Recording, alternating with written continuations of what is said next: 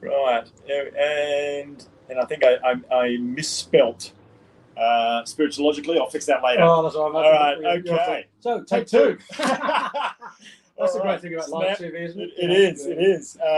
Uncut version. It's raw. Yeah, it's raw. So someone tried to call and got StreamYard collapsed. So here we're back again. So no calls. That's right. And anybody would think that, take two, we are on the Greek islands. We have the Greek boat behind us over here, which I'd have to check if we can use that for some of the things we're doing with the Corporate Alchemist project. We'll have to go for a spin in that one. We will, yeah. But we are on a boat, a houseboat, called Alexander the Great. Alexander the Great, would you believe that? And those that know I come from Greek descent would probably have a little laugh or a little snigger about that. And I know we're a bit dark at the moment, but we thought you'd prefer to see more of the scenery rather than our faces, and at least you can hear us, right? So, Mr. Hanks, have you had a good week? I've had an amazing week. It's been busy? Incredible. Some amazing things happen. As you know, I'm part of the new economic evolution world. Yeah. It's had a big name change. Wow. Wow. Yeah. Evo Grow. Evo Grow. Yeah. Cool. Which is I like it. Yeah, pretty. Yeah. Okay. All in evolution, and we're growing. Yeah. Evo Rich. Evo Rich. Evo Rich. Oh, right. Already grown. I better get it right. Right. It's grown again. Yeah. So Evo in terms of evolution, and then Rich is because we'll want to get more riches in our life, right. Not just financially. Right. So we're moving to that space. Okay. So we're doing a global conference online. We're supposed to be in Russia right now. Wow. But because of the COVID lockdown, right. We've gone online. So 20,000 people yesterday. Yeah. Holy cow. Several different languages with interpreters, from Russia, India. Australian translation obviously was really hard. Okay. Yeah, no doubt. Some of those Aussie jokes, hard to understand. But Andrew and Harin, who are running from Brisbane, they were going live. They had a big TV studio. Okay. Then there was a studio in Russia, and also one in India with all the dancing and all the music. Wow. Okay. And that went out to 20,000 people yesterday. Jeez. So that was. So yesterday evening, Yep. This morning at 7 a.m. until 11, Yep. And then tonight from 7 p.m. Australia time till 11. Okay. So 16 hours. 16 hours. So that's been really buzzy and fun. Right, and they're all about investing into new technologies, totally new tech, just the whole new world type stuff. Whole new world, new currency, blockchain. It's pretty cool. Blockchain. So the white paper's been released and accepted by the SEC in the States. They're going public. Going public. They are public. Just about to go public. Right. Okay. So really exciting times because a bit like what you and I are doing, Tommy. The world has to change, and there are some great global leaders right now. Right, and I'm going to put you and I in there as well. And Andre's in there doing the new economic evolution world or Grow It. Evo Rich. Got to get used to the new name. Right. And there's 1.5 million members. Wow. So a good thing for us to chase. From CAP. So let's have that as a benchmark. Right. See if we can get no chasing. I originally put a Facebook post out saying, "Stop chasing." I think it's going to come to us. All right. Yeah. There you go. Right. Let's bring that into the mix. Yeah. Absolutely. Vibrationally. Yep. And work with that law of attraction. Yep. And those that are attracted to the work we're doing will come on board, and those that won't. Right. And that's actually okay. And, which is interesting because that's right on to the topic that we're going to be talking about. Funny that. Yeah, isn't it? Thanks for leaving that line out there. Great segue. Yeah, casing and leading because not everybody is ready, and so when you want to lead people, unless you have them connected in and you've connected into their hearts, rather than into fear, which is the way the world has been run in the past. And I think we have such a huge shift right now. A lot of people are going to be confronted with, I think, a lot of change in a quantum leap, dare I say, that they're going to find it difficult. But when you're leading people, ideally, you want to be able to be operating at the frequency, right, of the people that are ready to be led. But you've got to tune into them. So when we're talking about pacing and leading spiritualogically, we are biological beings. We've done pretty well on the logic piece. Yes. We're now moving more to the bio and spirit piece. How does someone go about pacing and leading in a spiritualogical sense? Thank you for the question. Great question. Right. And how I'd start that, Tommy, I'd say that the first conversation is getting people open to the possibility of. So the possibility of there being something beyond 3D. The possibility of. Explain 3D. bricks, bones, Matter. everything we're used to in Right. terms of the Senses. corporeal world that we live in. Right. You know, we pick things up and it's solid. Right. You know, so it's a 3D piece. I'm going to explain Right. this little Oh, God. moving piece of technology in a moment that Look at that. flips into different Sort of like a spiritual Rubik's Cube. spiritual Rubik's Cube. There you go. So for me, it's about connecting into the conversation to say, let's take a look at where you are right now in your life, Right. physically, emotionally, mentally, and spiritually, Right. and let's open up the possibility to what I call the future potential self. Right. So, and I often say, if you had a magic wand and you get a sense of where you are right now, Yep. what would you wish for in the future? And most people start talking about things like their purpose, their deeper connection to the planet, why they're really here, and that deeper spiritual connection, the possibility of tuning into higher knowledge, Right. the possibility of tuning into higher vibration, Yeah. the possibility of making some physical, emotional, mental, spiritual changes in their lives. Right. So I love to start with the inquiry.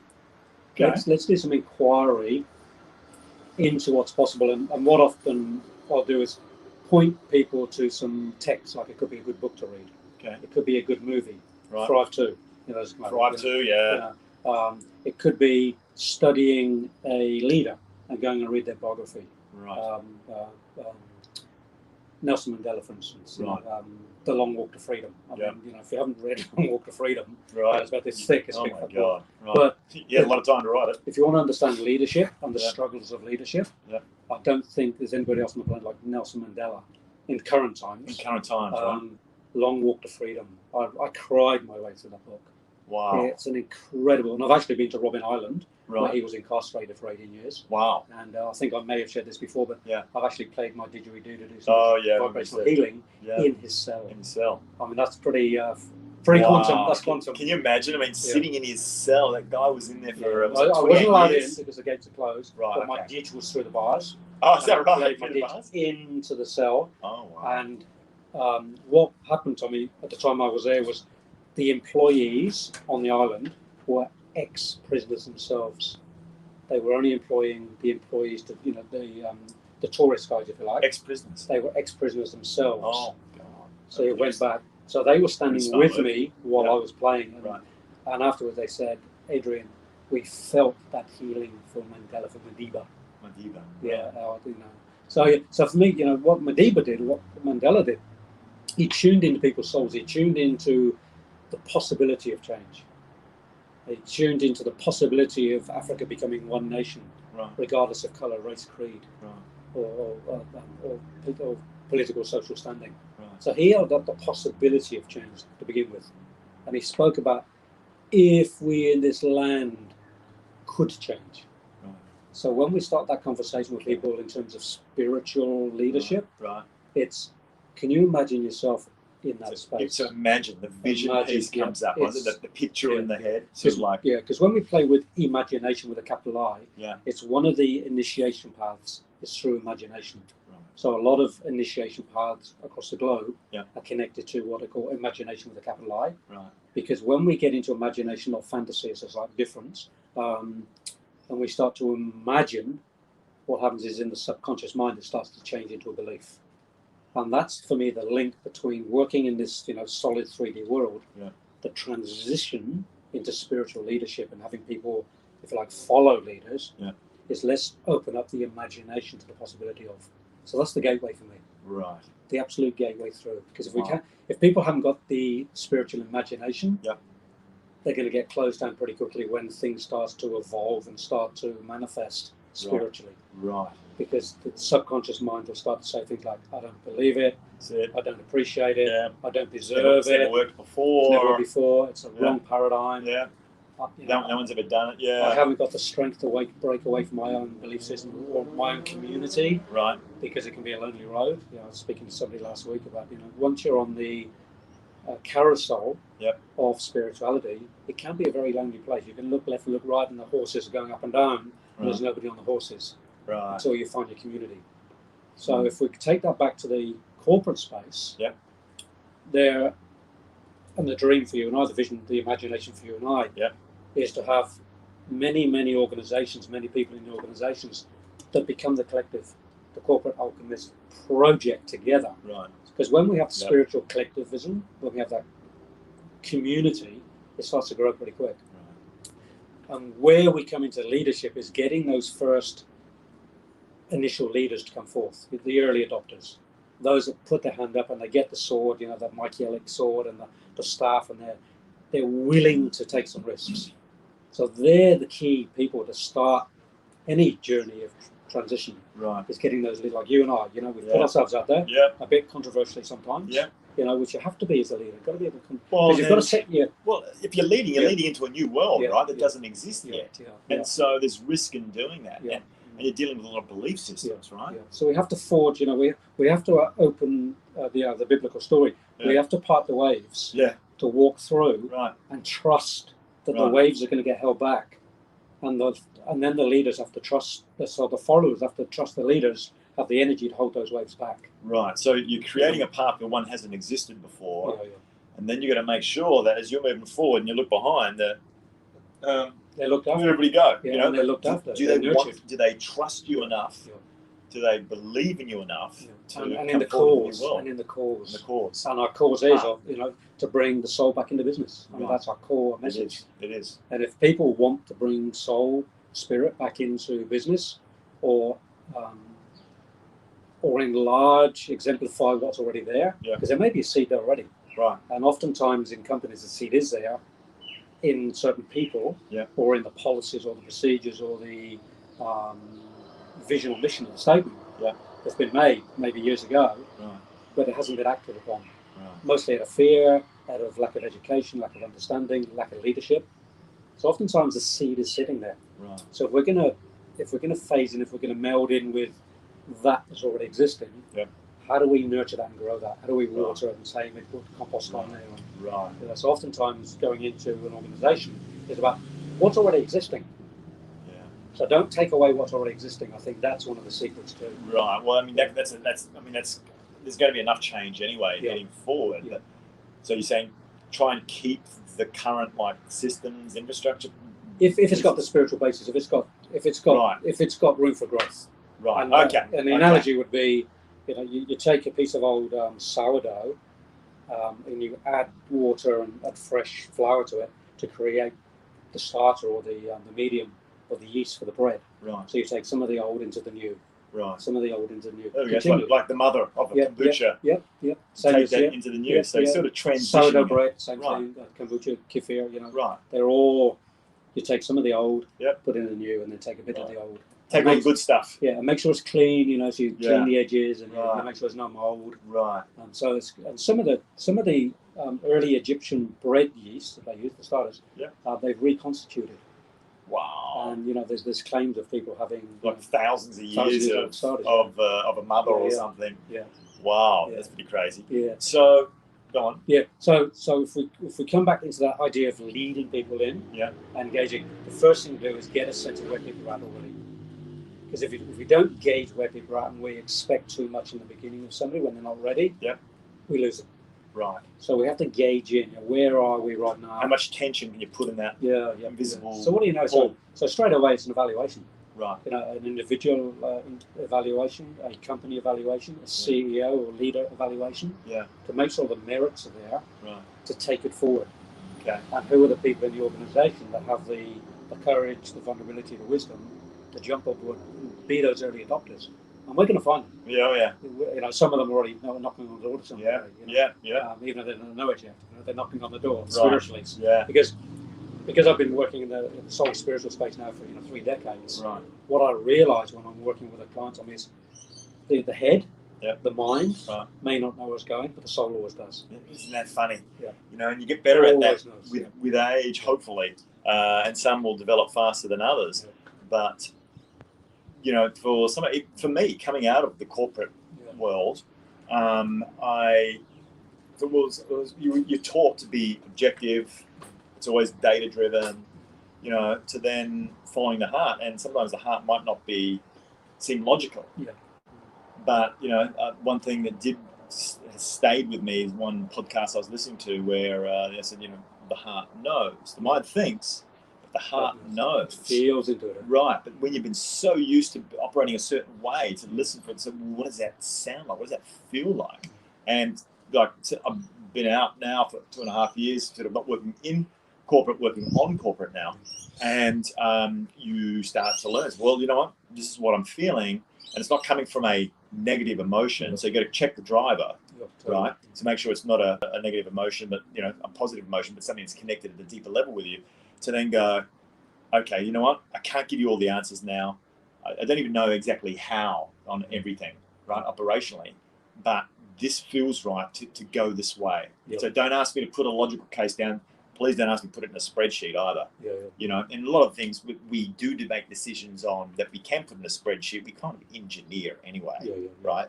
It's just a way the whole frequency thing works. But it's works. pretty single track focus, isn't it? It is, right? Yeah, exactly. Whereas, okay, guys, I don't have all the answers, but I know it's got to be this way. Like it feels right. So, and a lot of that, coming back to that leadership and feeling in and tuning in and leading in is, sadly, oftentimes, Tommy, when people make big changes in their life is when they get sick. Right. Like I worked in a cancer retreat centre with Dr. Ian Gawler for 3.5 years, and the amount of times I heard people say, the illness I have, the dis-ease I have with my cancer, it's because I'm not on point, I'm not on track, I'm not fulfilling my purpose. Right, yeah. And sadly, not fulfilling your purpose, see? It's huge. And, I spend a lot of time in Africa, and, I spend some time with Sangoma, sometimes the medicine men. Right. And I've got my own sort of journey around that as well. Another story. But predominantly what they'll say if one goes to see a Sangoma, a medicine man in the ancient cultures, is, are you following your purpose? And if you're not, that's why you're sick. Yeah. And we can see it here in the Western world now. People are becoming quite sick, physically sick, emotionally sick. Right. But when they get well, or seemingly get well, and they get on track, they get on purpose, that illness or disease disappears. Yeah, amazingly. So for the people in the business corporate space right now, if there's anything going on, particularly physically, and you'll feel it, is the question would be, if we do the somatic work around that, is what are you feeling in the body? Yeah. And if you changed a few things in your life in terms of your purpose, your mission, your spiritual path, that will ease. Right. Generally, not always, like depending on the depth of the illness or the disease. Sure. But generally, it can be reversed. And I've seen some incredible. I want to share one story. This was with Ian Gawler of the foundation, and I'll be a bit careful about the disclosing. But one guy was there. He had cancer. He had a tumor. Right. And he wanted to be an actor, and he actually became an actor in a 3-month period, and the tumor disappeared. Whoa! Yeah, the tumor disappeared. So because he was on purpose, so his vibration was up, his blood count was up, his energy field was up, which means his chi energy, or his etheric body, or his immune system. Right. So the immune system was kicking. Taking the acidity out of the body, and of course reducing the tumor because he was on track. Isn't it? He wasn't feeding it emotionally. Right. And that's I had my health wake up call about 4 years ago, and I look at that as being the guardrails of God, source, the quantum, whatever you want to call it, and going, okay, perhaps I'm not fulfilling my purpose. And interestingly, when we put the executive lifestyle assessment tool together. That's on my site there at biotechexec.net. And you and I analysed some of this, right? Yeah. We went through. We noticed that a lot of them were winning at work, but the price they were paying with a bit of relationships at home. Yes, a lot of them saying, "I'd like to be spending more time with my friends." Yes, with family. Yes, I could be doing a better job there, but I'm crushing it at work, right? So everything's getting poured into that part of the portfolio. It's a bit out of balance. But the part that was most interesting, so there wasn't a big surprise there. The part that was very interesting was that they only felt, in most cases, that they were partially on purpose. Yeah, and that was only, 49%? 49%, right? And so when you get that bit of, in a way, cognitive dissonance, as you're not fulfilling what's filling you up here. Soul. Yeah, and it's part of the reason it manifests into actually cardiac issues. And also, Tommy, what it manifests into is addiction. Addiction, cancer, distractions, right? To buzz up because I'm not feeling satisfied in other parts of my life, right? If the bottle is soul, and the soul is empty of passion, love, purpose, Yep. you know, that has to be filled with something as a vacuum. Right. And you can put cigarettes in there, porn in there, coke in there, whatever it is. Whatever your poison is. The vacuum has to be filled. Yeah. The soul cannot survive when it's empty. Right. So I just want to repeat that. The soul cannot survive when it's empty. Right. It's a living being. Interesting. And it needs filling. Yeah, with good stuff.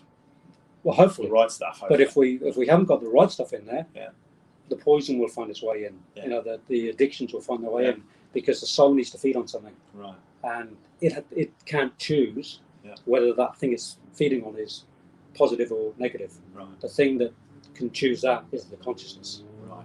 So the consciousness is the only thing that can clean out the soul. So if we're looking at the corporate world, and we're talking about consciousness, and we're looking to pace in with where a lot of the corporate world is right now, how do they tap into that? So first thing, once again, evaluation. Yep. What's happening in the organization energetically? Right. So what are the frequencies? What are the EMFs in there? Would be a good place to start. Right. What's the EMF frequency? So get some tools in there, have a count. Because if there's a high frequency, electromagnetic frequency in there that's negative, that's going to have a huge impact on the physical, emotional, mental, spiritual body. Oh, totally. Like Thrive 2, that was just released by one of the sons of Procter and Gamble, or grandsons or whatever.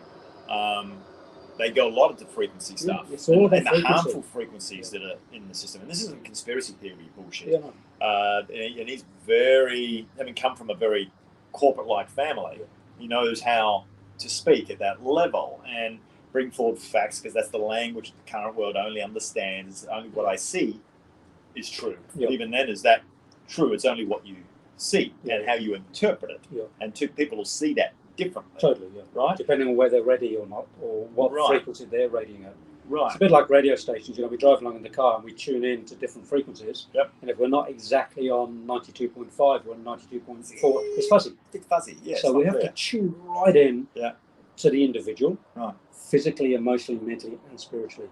And I keep, alluding to the analogy of a car with four wheels. If one's got a bit of loose tread or a bit flat, it's a bumpy ride. Right. So we have to get all four in peak. Right. Physical, emotional, mental, and sadly, particularly in the Western world, it's a bit different in Asia and India. But in the Western world, the spirituality is. When I talk about spirituality, I'm talking about purpose. Right. About the vocational. About why am I here on the planet? Right. Why was I born? What's the purpose of life? Right. And I believe everybody has a purpose. Right. That could be a very small purpose. It could be a purpose of parenting. Could be a purpose of being here because somebody has a disabled child and they're the only person who can look after the child. Right. But it could be that I have a great, brilliant idea, and I'm going to bring that idea to the world. So it doesn't have to be huge, because in the scheme of things, it's all connected anyway. So the person that does a BPA-free plastic is connected to another organization, and then we start to get the web. Right. And if we, as CAP, if we start to lead into the corporate space and get ideas from all these organizations about how to better those organizations energetically, physically, emotionally, mentally, spiritually, on all levels, and we tap into that web, and if we become a hub for that web, collectively that energy will just burst through the planet. Right. And I think we're at the precipice of that happening right now. Absolutely, So we lead into each company individually, but there's a collective vision, and that's to bring the soul back into business. There it is. And we have to keep reiterating. I think in a lot of cases we're actually just going to be bringing a soul into business for the first time, I think, too. Yes and no, I think, because a lot of the time, Tommy, I believe anyway, that there's people in those organisations that have it, but they've been too afraid to expose it. Oh, I see what you're saying. Okay. So you might get people who've watched Thrive on Saturday night, right, but they won't go into the office and talk about it on a Monday because of the fear of being ostracised, right, being a woo-woo weirdo. Yeah, well, that's common. Right, and that's why I really love that, the way that Foster Gamble put that together, of Procter and Gamble, because he sailed close to the wind enough to create enough tension. So he was doing a beautiful thing with pacing and leading. Yeah, he was. I think for garnering as much, I wouldn't say support, but connection and evidence as possible, and evidence. I mean, he spoke that language. So, sometimes you need fact checkers to check fact checkers, right? But I believe his intent was not about, this wasn't commercially driven. This was about the planet where it is, and I think he's coming from a space of, love, if you want to call it, giving, the ultimate love, change, Yeah, right? yeah, You know, I mean, he's not short of a buck. I mean, he came from Procter and Gamble. Yeah, and if you're going to put anything, it wasn't into about the soul, money for him. And if you're going to put anything into the soul, what higher form is that than love? Right. You know, that's it. Yeah. At the end of the day. Yeah. So I think it's a really good thrivemovement.com is where you need to go if you want to have a look at this. Yeah.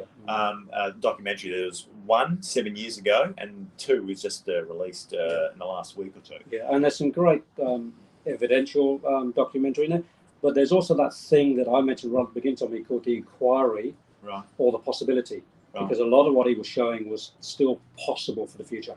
They were working on, Nassim Haramein and others. That was the first or the second? The second, like Nassim Haramein was on there. Yeah. And they're building systems, but they haven't got the missing piece of the puzzle yet. Right. So there's still impossibility. Right. They haven't created the machines yet. Right. They haven't finalised it yet. They haven't got it to market yet.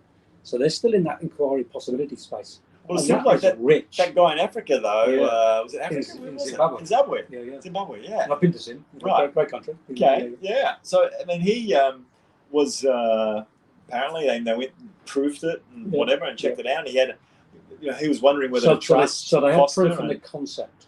In the concept, I thought they were generating actual energy or power. Only conceptually, because they weren't actually powering anything with it. Oh, okay. All right. There was nothing. I didn't see it connected to a village. Right. I didn't see it connected to a house. So I thought they were powering the actual village with that. Not from my understanding. Oh, we'll have to watch it again. Watch it again. Yeah. That's the thing about movies we can replay. Yeah. But my idea was conceptually they. Right. He measured on device. They measured. Yeah. But I didn't see 20 people from a village running in with their plugs and plugging it in. Right. And then coming back a week later. All right. Okay. So we'll have to watch it again. It may have been, but I didn't see that. Right. Okay. And I need, I think everything has got to be evidence-based. Right. For me. Well, for you. Yeah. For me, interestingly, being the black and white guy and the tech guy, that's in the more physical, three-dimensional sort of stuff. It doesn't have to be put in the spreadsheet, and I understand, and I think you're like this too. But just because you can't see it doesn't mean it isn't so. Yeah. So what we're doing, we're taking his word for it. Right, at the moment, yeah. The word. So, so for me, the film work and everything else. Yeah, and that may have been done precisely to protect the guy as well, by the way. Right. Because as we know from the movie, movie, conceptually, there was a lot of men in grey visiting. Yes, the men in grey. And that happens, as we know. People disappear. People disappear. Technologies disappear. So not if you join CAP, you're not going to disappear. Tommy and I won't put the grey suits on yet. The men in black. So just coming back to that question of Tommy, leading and generating that connection with people in that space. It's about making that first port of call, making that first space. And what happens whenever two humans being meet? Two things will happen. You're going to get sympathy or antipathy. There's going to be a magnetism towards or an anti-gravity pushing away from the soul. Because when those two souls meet, there'll be a warming, and if you like, a loving. Or there's going to be a cooling where there's no connection. And that'll be based on past history, the smell, the taste, the wording, the visual of the person, the stories once heard of a person. It could be just their name, because you have an association. 30 years ago, I have a name. I did business with Peter before, and I've just met a Peter. It's like trigger.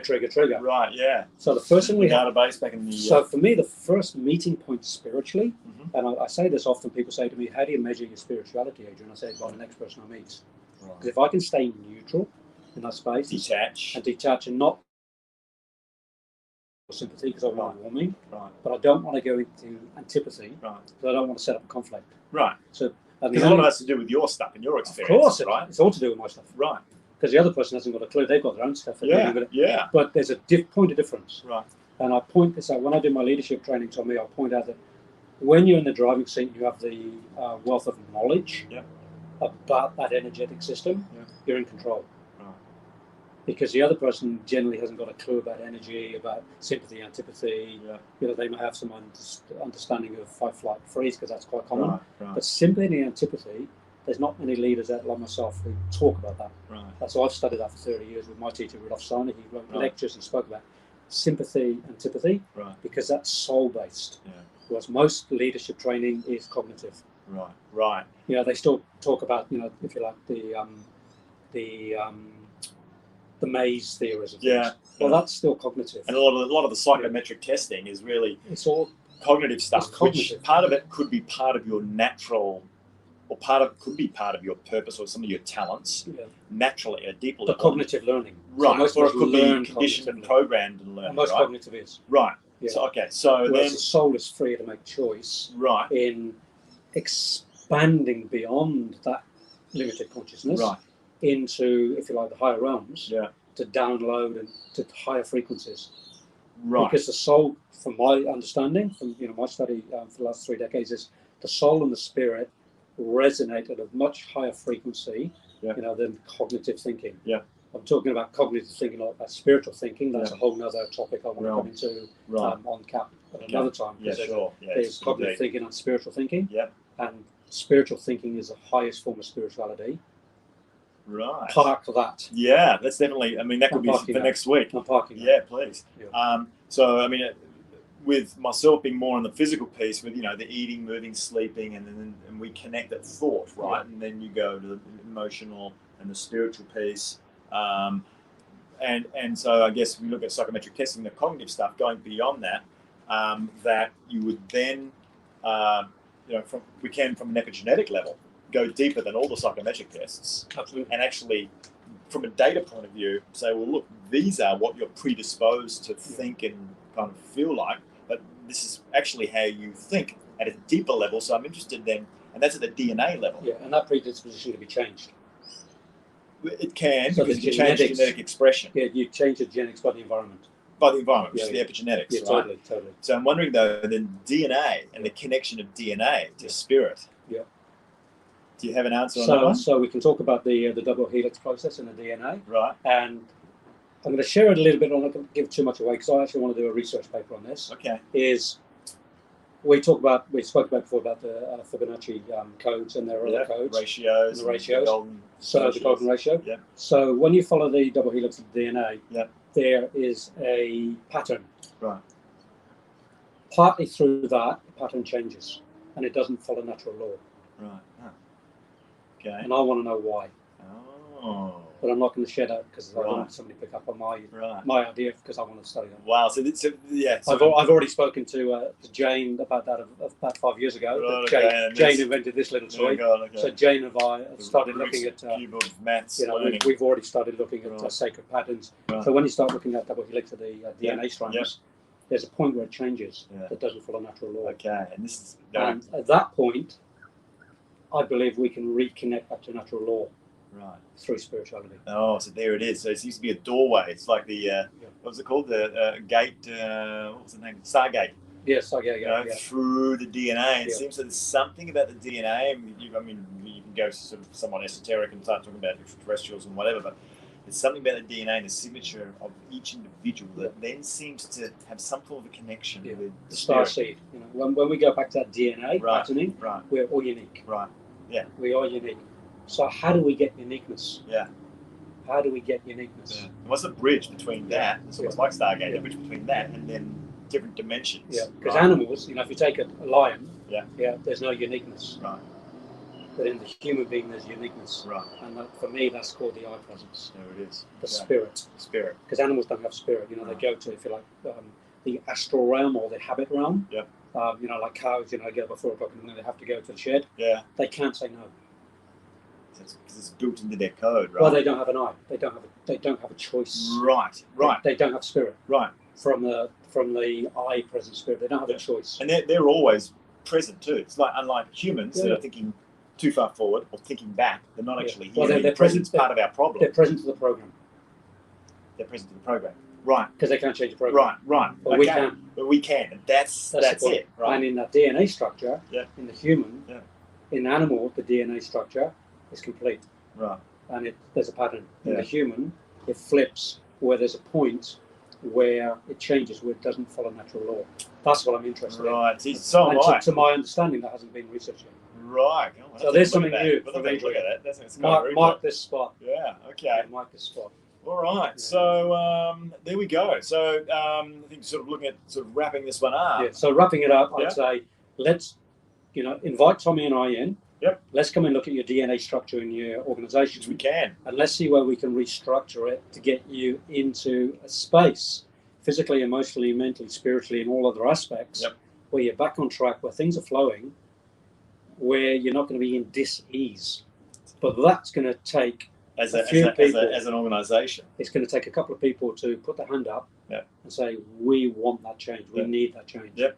And, you know, those that aren't embracing the new quantum change are going to get left. If they're not on the arc, they're going to get left behind. Well, especially right now with where the world is at, and I'm going to make a call, right, on this, that, like you're either going to get on the train or you're not. Get on the arc or get off, you know, like you said, right? You're right. Yeah, and there's a metaphor in that. You know, the arc was there previously, and that's a conscious arc. Yep. You know, those that got on board went to the next level of consciousness. Yep. So although it's, you know, it's supposed to be a physical story, it's actually about change of consciousness. Right. Those that went on the arc went to the next arc of the covenant, and, you know, blah, blah, blah. Right. So the next gaming level. Next gaming level. I want to get in the next gaming level. Yeah, mate, we're there. Yeah. We're writing the program for it. We're writing the program for it. There we go. You know? So, all right, wow, fascinating stuff. Oh, We're making connections in this stuff. So off of Alexander the Great, and what a great, you know, and what a great name. And of course, the Gold Coast turned it on again, and you know, we had the other boat just sitting right there. We do, mate. So, Tommy G, the best place to connect with you outside of CAP TV. Yep. How can people connect with you to make that phone call to get you activated with them? Sure. So, well, I mean, they can contact both of us now at, for me, Tommy at corporatealchemistproject.com. Wow, the new email. We've set it up. We thought we'd take the V off just to cut 3 letters off, make it a bit shorter. Or let's connect at tommygallant.com or on Facebook, Tommy space Gallant. And on LinkedIn, the same. We also have the Corporate Alchemist Project group, which you can come and knock on the door off. Or the CAP TV episodes, they all live on the Corporate Alchemist Project page. Yeah. And yourself, Mr. Hanks, how can people directly contact you? Well, directly on that new email, Adrian at corporatealchemistproject.com. But the best place always is adrianhanks.com. Nice and easy. There we go. Nice and easy. All right. Well, there we are, team. It's getting interesting. And we've got 4 weeks leading up to this big US election that's going to steer things in a certain direction globally too, right? Yeah. And we've got some big announcements coming next few weeks in terms of CAP, the building. We just had a meeting with the accountant today, and we've got some plans coming forward. So we'll be sharing some of that about how to get on board in a different way. So, Tommy Gallant, let's call it a day. And Freedom Friday. Freedom Friday. And everybody, please have a great weekend. Don't forget your Social Saturday, your Soulful Sunday, and we'll see you back here on Move It Monday. Move It Monday. All right. All righty. Champion. Okay. Have a great one, guys. Bye. I forgot to go live, but it doesn't matter.